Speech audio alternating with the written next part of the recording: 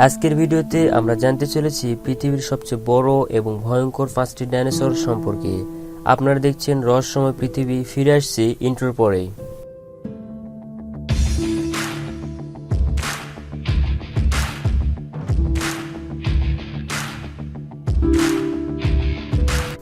Argentinosaurus ইতিহাসের সবচাইতে বড় ডাইনোসরের কথা যদি বলা হয় তাহলে সর্বপ্রথম উঠে আসে আর্জেন্টিনোসরাসের নাম।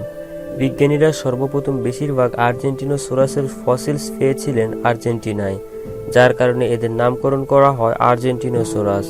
আমরা জানি প্রায় সব ধরনের ডাইনোসরই ভয়ঙ্কর হয়, কিন্তু না, এই ডাইনোসরটি ছিল খুব শান্ত প্রকৃতির এবং তৃণভোজী। এদের জন্মের সময় ওজন হতো প্রায় 5 কেজি এবং লম্বায় হতো প্রায় 1.5 ফিট, কিন্তু 40 বছরে এদের ওজন হয়ে যেত প্রায় 75 টন এবং লম্বায় হয়ে যেত প্রায় 130 ফিট। তবুও তারা খুবই শান্ত প্রকৃতির ডাইনোসর ছিল, তবে ডাইনোসরের বাচ্চাদের যদি আঘাত করা হতো তবে এরা হিংস্র হয়ে যেত। পরের ডাইনোসরটি হলো ব্রুহাৎকায়োসরাস।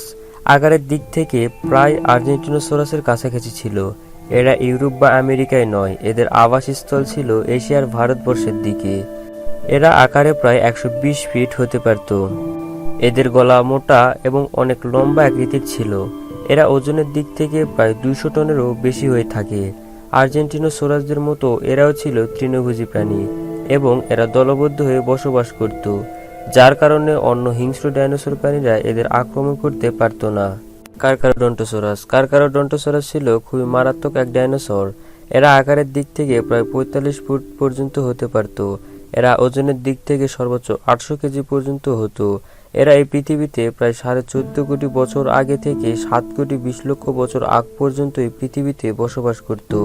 1996 সালে মরক্কোতে সর্বপ্রথম এদের ফসিলস পাওয়া গিয়েছিল। এরপর যে ডাইনোসরের কথা বলবো তাকে আমরা প্রায় সকলেই চিনি, টিরেক্স। টিরেক্স হলো তখনকার সময়ে খুবই ভয়ঙ্কর একটি প্রাণী।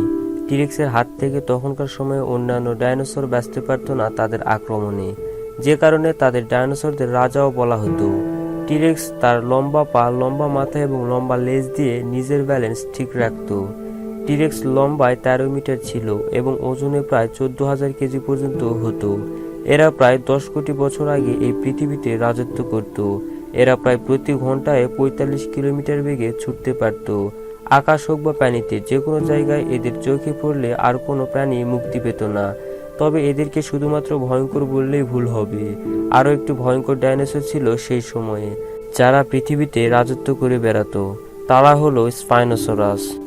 ডাইনোসরদের সময়ে পৃথিবীর সবচাইতে হিংস্র প্রাণী ছিল স্পাইনোসরাস।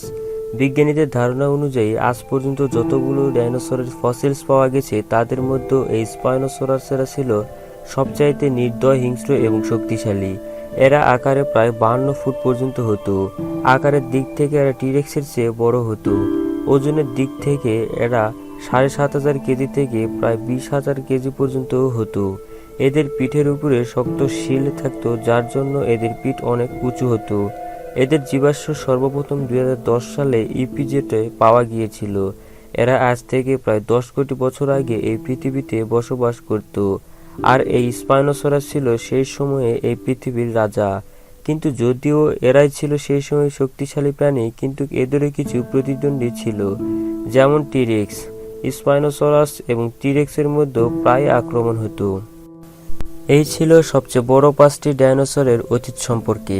আজকের ভিডিও এই পর্যন্ত। যদি ভিডিওটি ভালো লেগে থাকে তাহলে অবশ্যই একটি লাইক করবেন এবং কমেন্ট করে আপনার মতামতটি জানিয়ে দিবেন। সুস্থ থাকবেন, সতর্ক থাকবেন এবং রহস্যময় পৃথিবীর সঙ্গেই থাকবেন।